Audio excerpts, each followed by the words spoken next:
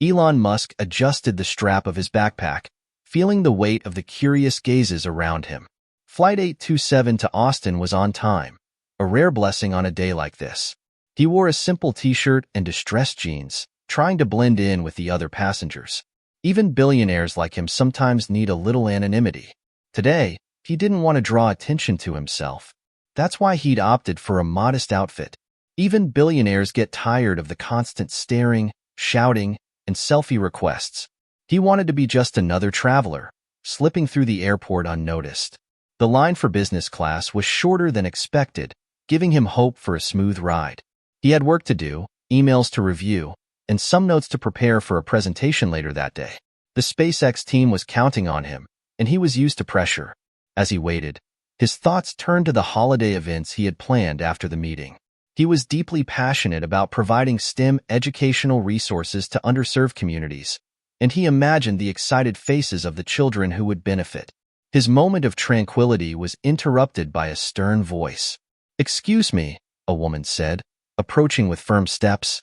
She was dressed elegantly and had an expression that demanded attention. Elon looked up, keeping his cool. "Are you lost or something?" she asked, her tone sharp.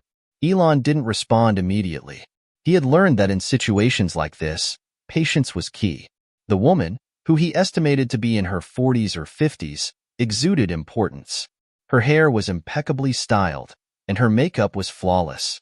She wore a designer dress that screamed luxury.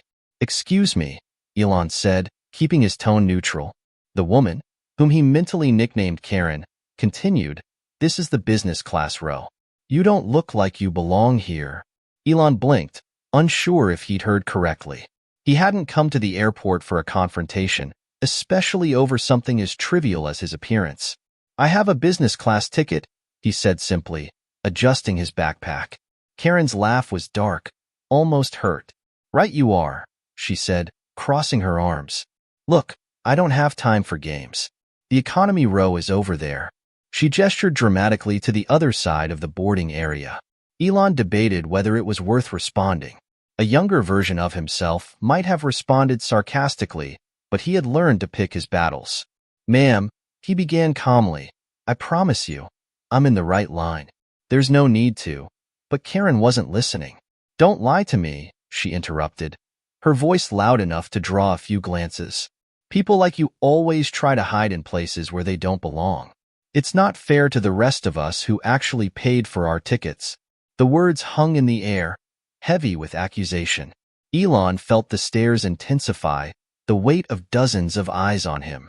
He took a deep breath, keeping his frustration in check. "I promise you," he said, his tone still measured, "I paid for my ticket, just like everyone else here." But Karen wasn't having it. "If you don't move, I'll call security," she threatened, her voice rising. Elon glanced around, taking in the growing crowd of onlookers. This was exactly what he didn't want, attention. Yet here he was, at the center of an unnecessary spectacle. Karen didn't wait for a response. She waved to a nearby security officer, her arms slashing the air as a signal. "Officer," she called, her voice commanding attention. "This man is trying to cut the line to business class without a proper ticket." The officer, a stocky man in a neatly pressed uniform, approached cautiously. He surveyed the scene, his eyes flickering between Karen's angry face and Elon's calm one. "Ma'am, what appears to be the problem here?" the officer asked, his tone professional but weary. Karen wasted no time launching into her tirade.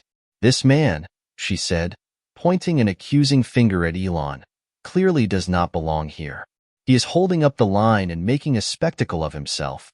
I demand that you remove him immediately." Elon turned his head away, his lips pressed into a thin line. He was no stranger to moments like this, where someone's judgment became fuel for unnecessary drama. But he also knew that responding angrily would only escalate the situation. "Ma'am," the officer said, turning to Elon, "do you have your ticket with you?"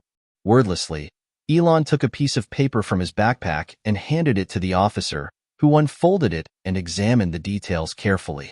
The officer's arms rose slightly. "This is a business class ticket," he said, looking at Karen. Karen's expression turned to disbelief. "This can't be true," she cried, her voice losing some of its former confidence. "Are you sure?" the officer stated, his expression firm. "Yes, ma'am. This ticket is valid."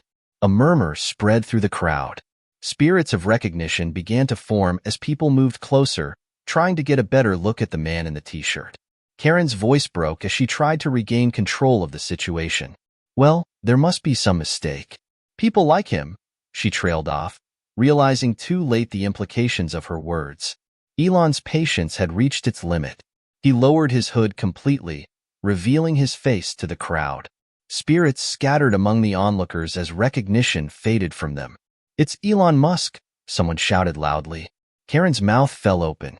Her eyes widened as she stared at the man she had just accused. The color drained from her face as the weight of her mistake settled over her. Elon's expression remained calm, though his voice carried a quiet authority. "I tried to tell you," he said evenly, addressing Karen directly. "But you wouldn't listen." Karen stood frozen, her carefully constructed facade cracking under the weight of her humiliation. The crowd around her was no longer silent. Murmurs of surprise filtered through the air, and a few people even took out their phones, discreetly capturing the unfolding drama. Elon adjusted his backpack and looked directly into Karen's eyes. His voice was calm, but each word carried a weight that demanded attention. "Judging someone by their appearance," he began, "says more about you than it does about the person you're judging." Karen's lips sank as she struggled to form a response, but no words came. Her earlier bravado disappeared, replaced by the unexpected pit of apology. "You didn't even stop to think," Elon continued, his tone measured but not demanding. "You made an assumption, a wrong one, and turned it into a spectacle." The security officer, now fully aware of who he was dealing with, stepped back, giving Elon room to speak. Karen finally managed to speak. I didn't mean to." Elon cut her off. Not maliciously, but with a clarity that left no room for demands. "You meant it," he said, his gaze unwavering. "And you've probably done this before, to people who couldn't defend themselves, but today you picked the wrong person." The murmurs from the crowd grew louder. A few people applauded on their own, and one man shouted, "Well said." Karen's expression fell. She moved toward the officer, desperate for support, but his expression offered none. "Ma'am," the officer said, his voice firm but polite, "I think you'd better step out of line. We need to keep things moving." Karen's shoulders slumped. She glanced at Elon one last time, as if expecting some sign of forgiveness, but he offered none. Instead, he gestured to the waiting passengers. "Let's not keep everyone waiting," he said, his voice returning to the calm neutrality it had carried at the beginning of the ordeal. Karen slumped, her head bowed, as the crowd parted to let her pass. Murmurs and occasional laughter followed Karen as she disappeared into the terminal.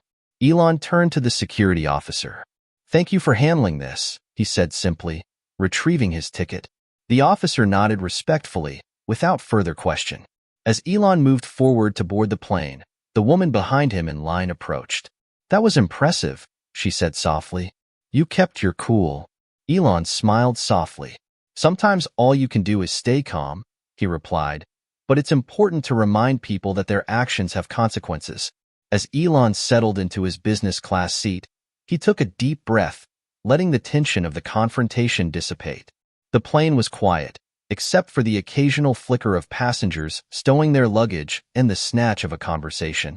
He stared out the window, the airport humming below as the plane prepared for takeoff. His thoughts returned to the scene at the gate. It wasn't the first time he'd faced something like this, and he knew it wouldn't be the last, but there was a deeper sadness to the whole ordeal, a reminder of how often people let their prejudices dictate their actions.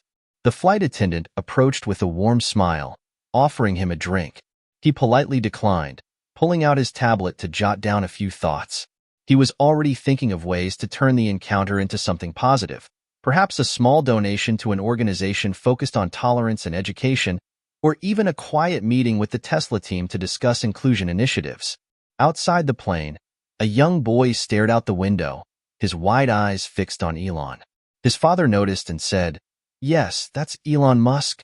The boy waved excitedly and shouted. Elon waved back with a small smile, thinking about how different the world could be if more people carried that curiosity instead of snap judgment. As the plane took off, Elon sat back, letting the sound of the engines calm his thoughts. He wasn't one to hold grudges, and Karen was already a distant memory. What stayed with him was the reaction of the people around him, the silent support, the shouts of recognition, and even the subtle nods of approval reminded him that progress wasn't about perfection, but about persistence. Hours later, Elon arrived in Austin, greeted by the energy of his SpaceX team and the smiles of young students at the holiday event. Seeing the kids light up as they explored the interactive exhibits he funded was a moment of pure joy. It reminded him why he did what he did, not for recognition, but for the opportunity to make a lasting impact.